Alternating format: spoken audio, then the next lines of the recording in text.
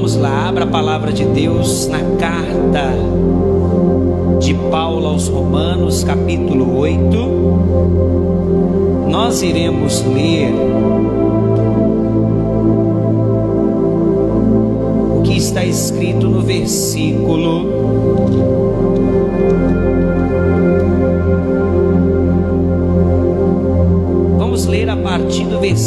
35. Diz assim: quem nos separará do amor de Deus? Quem nos separará do amor de Cristo? A tribulação, ou a angústia, ou a perseguição, ou a fome, ou a nudez, ou o perigo, ou a espada. Como está escrito: por amor de ti somos entregues à morte todo dia, fomos reputados como ovelhas para o matadouro. Mas em todas estas coisas somos mais do que vencedores por aquele que nos amou. Eu vou ler novamente. Mas em todas estas coisas somos mais do que vencedores por aquele que nos amou. Pode se assentar, fecha os teus olhos, peça a Deus para falar conosco através da sua palavra. Pai, a tua palavra foi lida e vai ser pregada agora.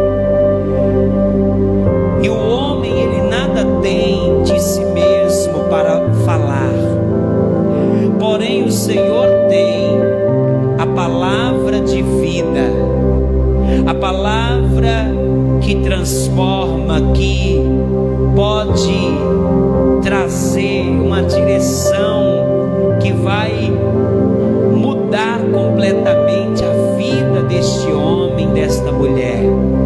Então vem, meu Pai, e usa a boca do mensageiro, abra o entendimento de cada pessoa para compreender e assimilar a tua palavra, em nome de Jesus, amém e graças a Deus. Diga amém. Eu quero que você agora preste atenção, por favor. Não converse, não caminhe pela igreja durante a pregação. E se você tiver aí papel e caneta, pegue para você fazer anotações. Sempre que você vier aqui na Missão Cristã Ágape, traga a palavra de Deus, traga uma caneta, um caderno, para você fazer anotações, amém? Antes de continuar, eu gostaria de pedir, irmã Eliette, acende essa luz, por gentileza. Pronto, muito obrigado. Hoje nós estamos começando uma série de mensagens com o tema Mais do que Vencedores.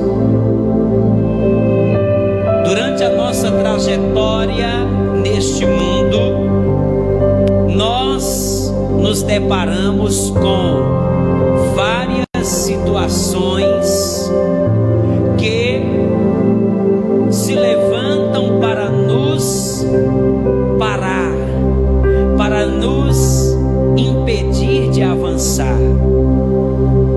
Durante a nossa trajetória, nós nos deparamos com vários inimigos, e esses inimigos, eles se levantam para nos impedir de avançar e tomar posse daquilo que Deus tem para a nossa vida. Porém, nós lemos aqui na carta do apóstolo Paulo aos Romanos que em Cristo nós somos mais do que vencedores, ou seja, através da fé no sacrifício de Jesus Cristo, nós temos vitória sobre todos esses esses inimigos que se levantam em nossa caminhada. E hoje eu quero mostrar para você a vitória que Deus nos dá sobre o eu. Atenção, hoje, iniciando essa mensagem, ou melhor, iniciando esta série de mensagens, eu quero falar com você sobre a vitória que Deus nos dá sobre o eu. O cristão, ele tem 3 principais inimigos que guerreiam contra ele durante a sua caminhada. O primeiro inimigo é Satanás, o segundo é o mundo e o terceiro é o seu próprio eu. O eu que há em nós, muitas vezes ele nos atrapalha em nossa vida. O nosso ego, eu quero que você preste atenção. O nosso ego, ele é a raiz de inúmeros problemas na nossa vida. O ego, muitas vezes, é a raiz dos divórcios. O ego é a raiz de uma empresa que vem à falência. O ego, ele é a raiz de muitos problemas que as pessoas vivem. Martinho Lutero, o ilustre reformador protestante do século XVI, quem afirmou ter mais medo do seu eu do que do Papa Leão X. Preste atenção, quem aqui já ouviu falar de Martinho Lutero? Levanta a mão. Poucas pessoas. Martinho Lutero foi aquele que ficou conhecido como um grande reformador. Ele causou a reforma protestante. Eu não sei se você conhece um pouco de história, mas houve um tempo onde a Igreja Católica Apostólica Romana, ela dizia para as pessoas que se elas quisessem ser perdoadas dos seus pecados, então elas tinham que dar ofertas, e cada oferta que entrasse no cofre da igreja, uma alma saía do purgatório e ia para o céu. Então havia várias doutrinas que a Igreja Católica ensinava que estavam contrárias à palavra de Deus, e Martinho Lutero começou a estudar a palavra, e ele então viu que havia uma discrepância entre aquilo que a igreja ensinava e aquilo que está escrito na Bíblia. E então Martinho Lutero, ele fez 99 teses, não sei se foi 95 ou 99, e ele pregou essas teses na porta da Igreja Católica. Ele pregou 99 teses, aonde ele pregava contra os ensinamentos da Igreja Católica. Daí surgiu então a Reforma Protestante. Então Martinho Lutero, ele disse que tinha mais medo do seu eu do que do Papa, porque o Papa ameaçou todos aqueles que se levantassem contra as doutrinas da igreja. Se você pesquisar na internet, você vai ver a a história da Inquisição. Quem já ouviu falar da Inquisição? Foi um tempo onde a Igreja Católica perseguiu todos aqueles que pregavam contra as suas doutrinas, e a igreja, ela mandava arrancar a língua, ela crucificava, ela queimava na fogueira e uma série de outras coisas. Então Martinho Lutero disse: eu tenho mais medo do meu eu do que do Papa Leão X. Então o nosso eu ele é mau, o nosso eu ele é perverso. Você pensa que conhece você pensa que conhece o teu eu, mas você não conhece. Olha o que Deus ele diz em Jeremias capítulo 29, ou melhor, capítulo 17. Jeremias, livro do profeta Jeremias, capítulo 17, versículo 9, diz assim: olha o que o próprio Deus está dizendo, hein?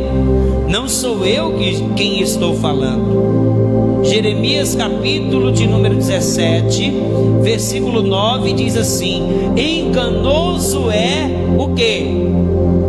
O coração, mais do que todas as coisas, e perverso, quem o conhecerá? Aí Deus ele diz aqui: eu, o Senhor, esquadrinho o coração, eu provo os pensamentos, e isso para dar a cada um segundo os seus caminhos e segundo o fruto das suas ações. Olha para mim, Deus está dizendo que o nosso coração ele é o quê? Enganoso, e o que mais? Perverso. Você pode substituir, ou melhor, você pode substituir essa palavra coração como o eu. O nosso eu, ele é enganoso, ele é perverso. E sabe quando é que o nosso eu, ele se manifesta? Geralmente o nosso eu, ele se manifesta quando somos humilhados, prejudicados, tripudiados, ofendidos, criticados, ludibriados, ou então quando não temos uma oportunidade de aparecer, de ser exaltados.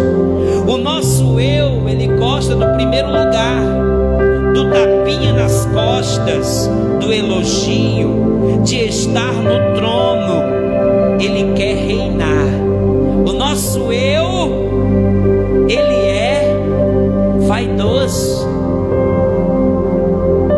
Ele se manifesta em uma dessas situações que eu acabei de falar: quando a pessoa é humilhada, quando ela é injustiçada, ludibriada, ou então quando ela não tem a oportunidade de quê, gente?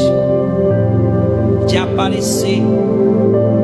Geralmente, quando o nosso eu não é atendido em suas pretensões, ele fica emburrado. Você já observou alguém assim? Alguém que quando não são satisfeitas as suas vontades, o seu querer, a pessoa fica emburrada, fica de cara feia, ressentida, hein? Ó, presta atenção. Muitas pessoas são como um vulcão, explodem violentamente quando o seu eu é ferido. Você conhece alguém assim? Que é igual uma bomba relógio. Você conhece alguém que é igual uma bomba relógio? Se você pisar no calo dela, ela explode. O nosso eu, ele é orgulhoso. O nosso eu é prepotente, é personalista, vaidoso, interesseiro, egoísta e carnal.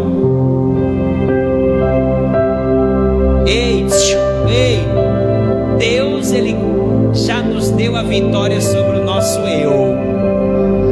Lá na cruz Mas como que eu faço para viver essa vitória?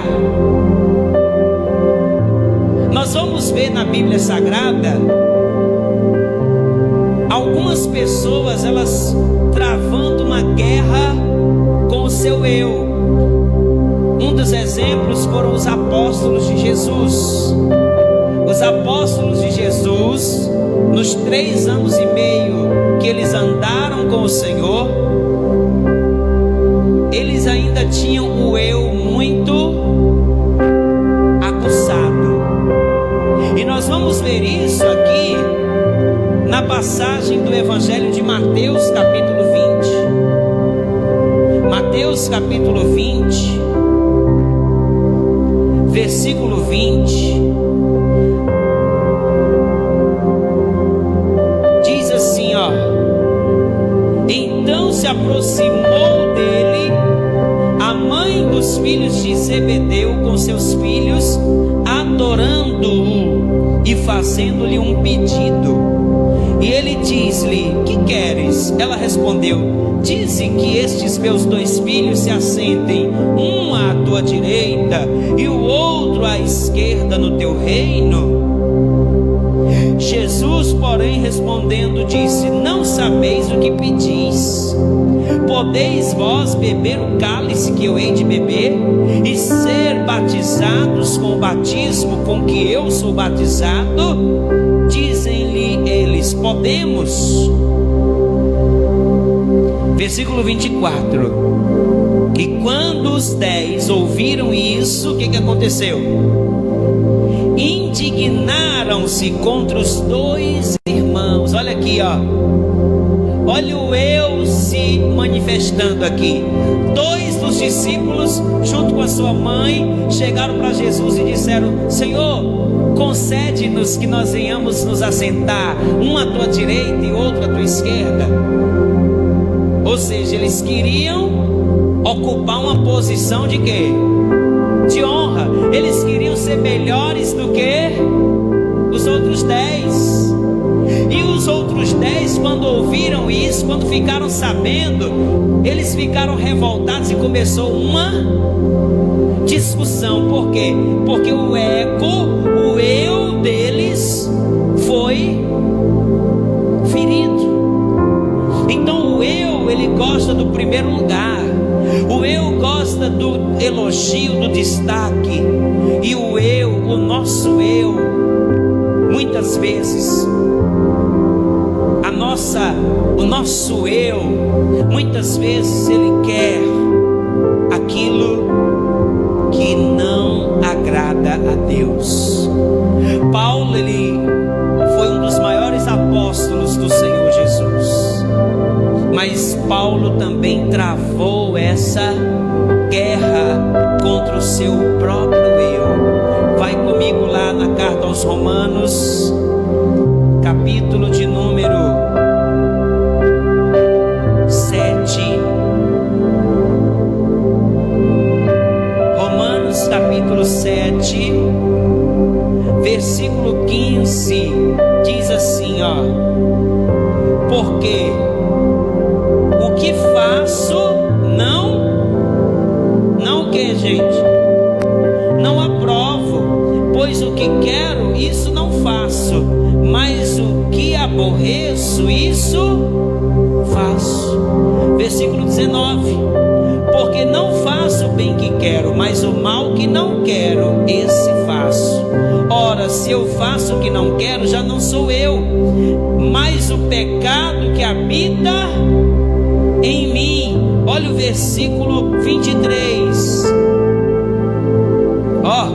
Mas vejo nos meus membros outra lei que batalha contra a lei do meu entendimento e me prende debaixo da lei do pecado que está nos meus membros. Miserável homem que sou, quem me livrará do corpo desta morte?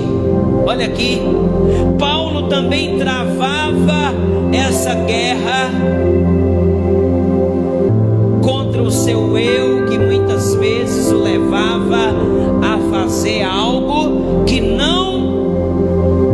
não queria, que ele sabia que não iria agradar a Deus. Paulo travou essa guerra. A palavra de Deus nos mostra que todos nós travamos essa guerra entre a vontade da nossa carne e a vontade de quem? Do Espírito Santo. Pastor, mas a palavra diz que em todas as coisas nós somos mais do que vencedores. Então, como eu faço para viver a vitória sobre o meu eu? Como é que eu faço para vencer o meu eu, que muitas vezes me faz pecar contra Deus? A primeira coisa que você precisa fazer é entender e aceitar o fato de que o velho homem já foi crucificado com Cristo na cruz do Calvário. Amém? Você precisa entender e aceitar que aquela velha criatura, aquele velho homem, ele foi o quê? Crucificado. Olha o que Paulo disse na carta aos Gálatas, capítulo 2. Carta que o apóstolo Paulo escreveu aos Gálatas, capítulo 2.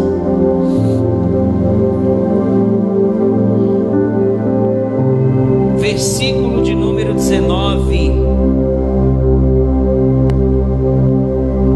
diz assim: porque eu, pela lei, estou morto para a lei, para viver para Deus.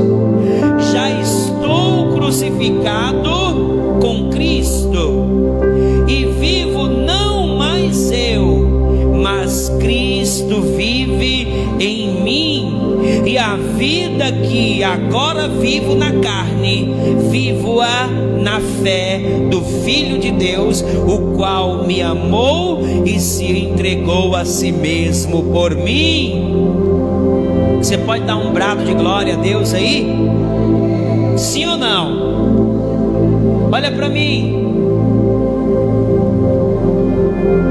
O que é que Paulo está dizendo aqui?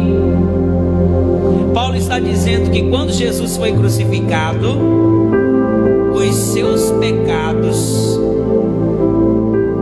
as suas culpas, as suas maldições foram crucificadas junto com Cristo. Paulo está dizendo que quando Jesus foi pendurado na cruz, ali também todos nós estávamos sendo crucificados. Todos nós fomos crucificados com Cristo. E por isso que hoje nós temos de Deus o perdão de todo pecado. Por isso hoje nós temos a libertação de toda condenação. Porque o Senhor Jesus, Ele levou a nossa culpa, Ele levou as nossas dores, Ele levou os nossos pecados, as nossas maldições, para que todo aquele que olhar para o seu sacrifício e crer nele, este então seja livre de toda culpa. Só que eu tenho que viver agora, não mais como aquela velha criatura que antes, quando alguém pisava no meu calo, eu rodava a baiana, eu xingava, eu queria agredir. Ei! Você precisa entender e aceitar que essa velha criatura já foi crucificada. Amém? Amém? Amém? E o que eu tenho que fazer? Eu tenho que fazer morrer a cada dia esses velhos hábitos que diz na carta de Paulo aos Colossenses, você tem que fazer morrer esse hábito de xingar as pessoas, o hábito de você querer agredir as pessoas com palavras. Você tem que fazer morrer os velhos hábitos, as velhas práticas, os comportamentos antigos. Colossenses capítulo 3, versículo de número 5. Olha o que o apóstolo Paulo ele diz aqui: mortificai, pois, os vossos membros que estão sobre a terra, a prostituição, a impureza, o apetite desordenado, a vil concupiscência e a avareza, que é o que? Idolatria. Paulo está dizendo que eu tenho que fazer morrer essas coisas, esses comportamentos. Eu tenho que a cada dia fazer morrer. Como é que eu faço morrer essas coisas? É quando eu nego ao meu eu. O que é que eu tenho que fazer? Eu tenho que negar o meu eu. Não foi isso que Jesus nos ensinou? Sim ou não? Jesus ele disse, eu quero que você veja em Marcos, Evangelho de Marcos,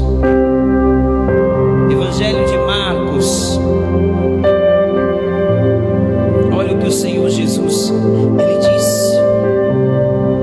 Marcos capítulo 8, versículo 34 diz: e chamando a si a multidão com os seus discípulos, disse-lhes: se alguém quiser vir após mim, faça o quê?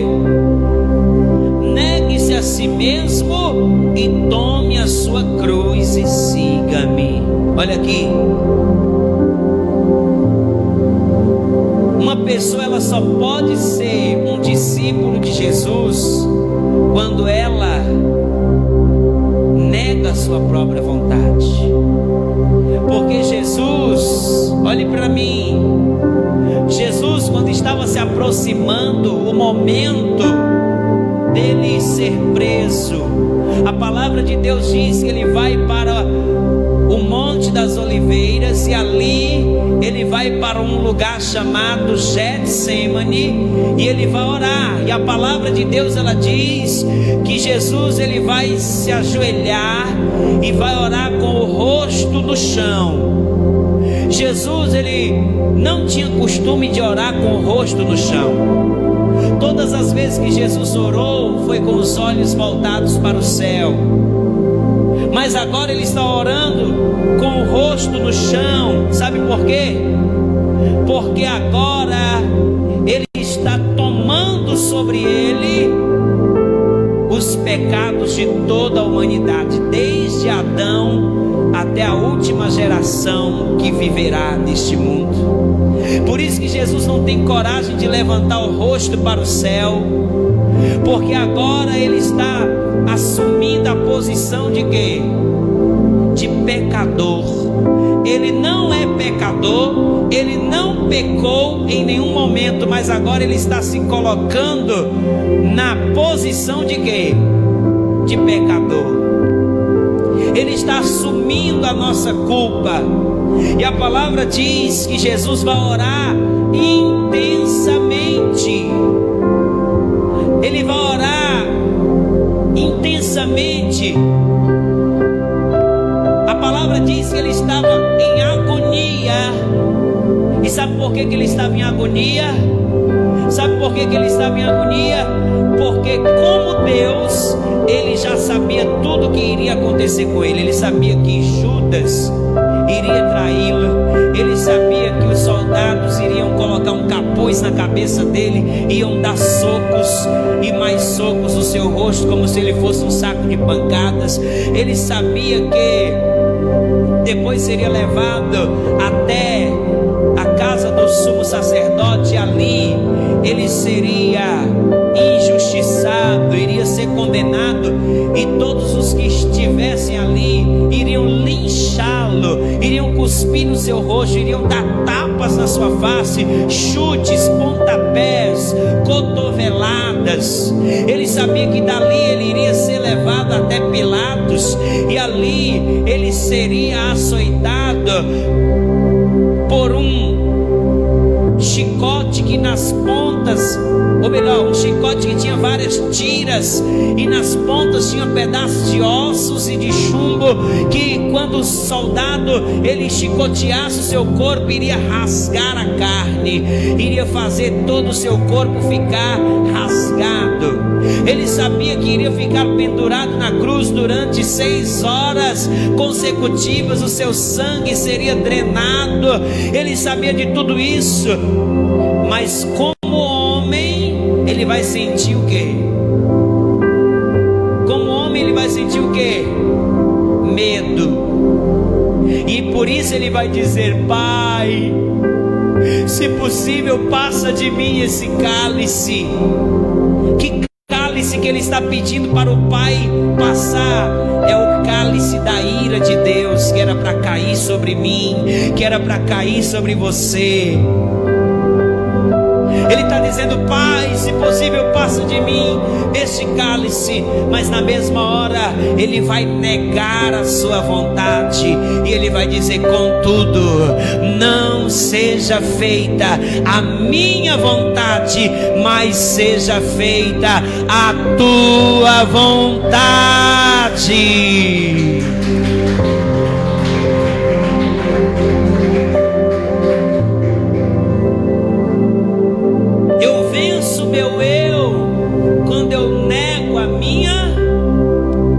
Quando eu nego o quê? A minha vontade. Mas negar a minha vontade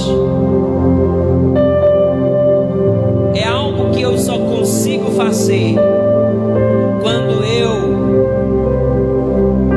a cada dia busco viver uma vida cheia do Espírito Santo. Olha para mim, pela nossa própria força nós não conseguimos vencer a carne. Pela nossa própria força nós não conseguimos vencer o nosso eu. Precisamos a cada dia, meu amado, minha amada, buscar essa intimidade, buscar ser cheio do Espírito Santo. Você está compreendendo isso? Um cristão que não é cheio do Espírito, ele não consegue vencer o eu, ele não consegue vencer a carne.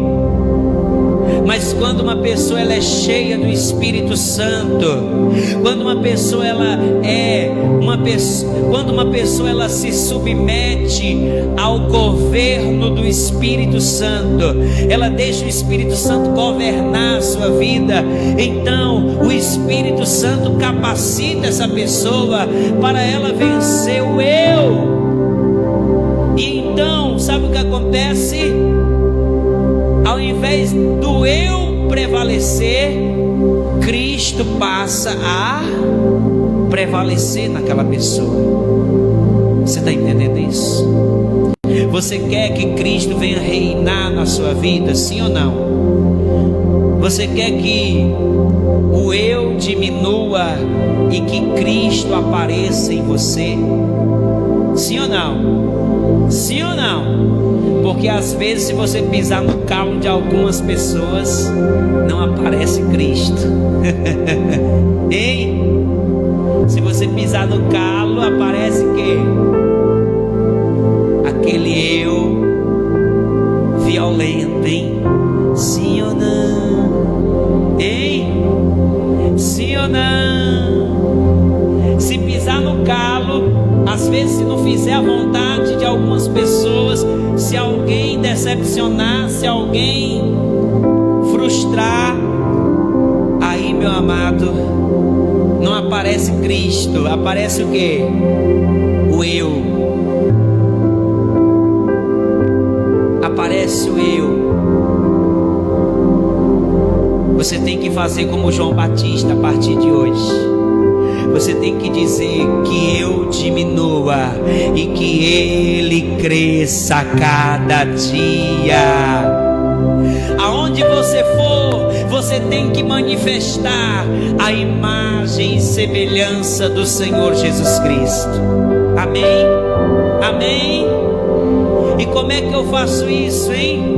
Eu já vou encerrar. Vai comigo para nós encerrarmos.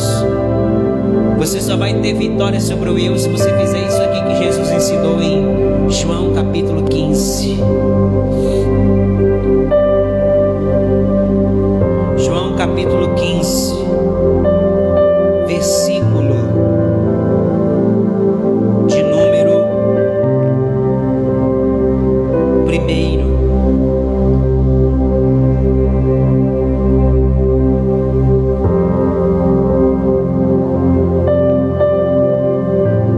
Ô glória! João capítulo 15, versículo 1 diz: Eu sou a videira e meu pai é o quê? O lavrador. Toda vara em mim que não dá fruto, atira, e limpa toda aquela que dá fruto, para que dê mais fruto. Vós já estáis limpos pela palavra que vos tenho falado. Estai em mim e eu em vós. Como a vara de si mesma não pode dar fruto se não estiver na videira, assim também vós, se não estiverdes em mim. Pode ficar de pé. Pastor, o que essa palavra significa? Olha para mim. Olha para mim. Essa palavra significa que se você deseja a vitória sobre o teu eu, você precisa estar em comunhão com quem? Com Jesus Cristo. Você tem desenvolvido a tua comunhão com Jesus Cristo? Porque esse fruto aqui que Jesus está falando, o primeiro fruto que Jesus quer que você produza, sabe qual é? É o caráter dele. Se você for ler em Gálatas 5:22, lá o apóstolo Paulo diz: mas o fruto do Espírito é amor, paz, alegria, bondade, benignidade, fé, mansidão, temperança. Esse fruto aqui é o caráter de Cristo em nós. Repete: esse fruto é o caráter de Cristo em nós. O Senhor, Ele diz aqui: eu sou a videira, meu pai é o lavrador. Todo ramo em mim que não dá fruto, atira. Olha aqui para mim. Quando uma pessoa está em Cristo, ela está em comunhão com Jesus, ela se alimenta da palavra, ela se alimenta do Espírito Santo, mas ela não produz fruto. Qual é o fruto? O caráter de Cristo. Então tem algo errado. E o que acontece com o galho que não dá fruto? É cortado. Mas o que dá fruto, ele também passa por um corte, só que é um corte diferente. Aquele que dá fruto, ele passa por um corte, só que é um corte que vem para quê? Para limpar. Essa limpeza que Jesus está falando aqui é a polda. Diga, é a polda. E a polda é quando Deus vem com uma tesoura especial para cortar alguns galhos secos, umas folhas secas. Às vezes Deus, ele vem com essa tesoura, ele vai cortando, mas tem gente que não suporta. Tem gente que quando Deus vem com a tesoura para poldar os galhos secos, a pessoa, ela diz: para, eu não aguento, porque a polda dói. Mas a polda não é para te matar, mas é para te fazer crescer ainda mais. O fruto é o caráter de Cristo. Quando eu estou em comunhão com Jesus, através da palavra, através do Espírito, é quase impossível eu não produzir o caráter de Cristo. É quase impossível. Você está entendendo? Mas não é impossível, porque Judas estava andando com Jesus, Judas estava ouvindo a pregação de Jesus, mas ele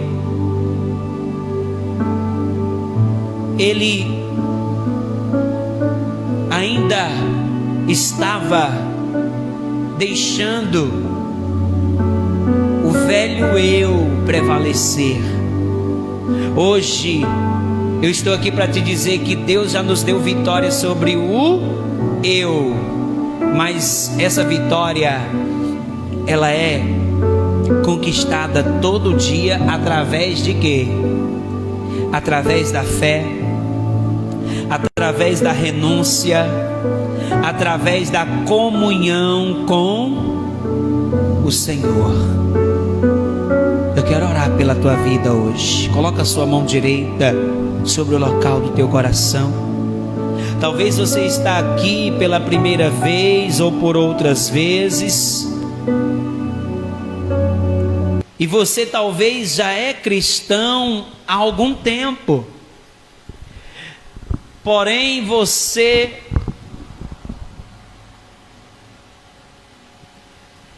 ainda não tem conseguido vencer o teu eu.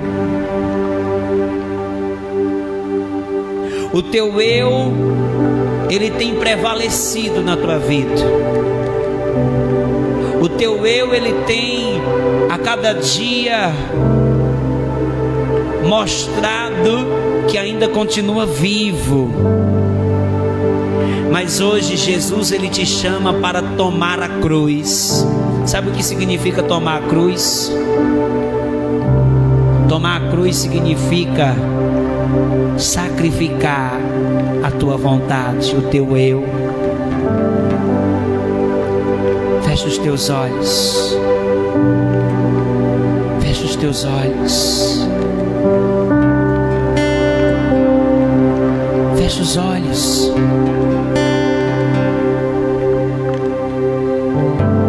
Deus, ele deseja que você venha se tornar parecido com o filho mais velho, o filho primogênito, Jesus Cristo.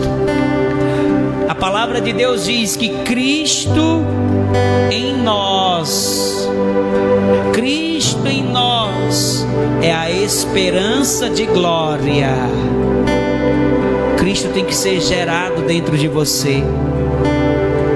Se você está há anos na igreja, mas você não se parece com Jesus, você está perdendo tempo, porque igreja não é lugar de passatempo, de entretenimento, é o lugar onde nós somos moldados pelo oleiro, somos transformados de glória em glória.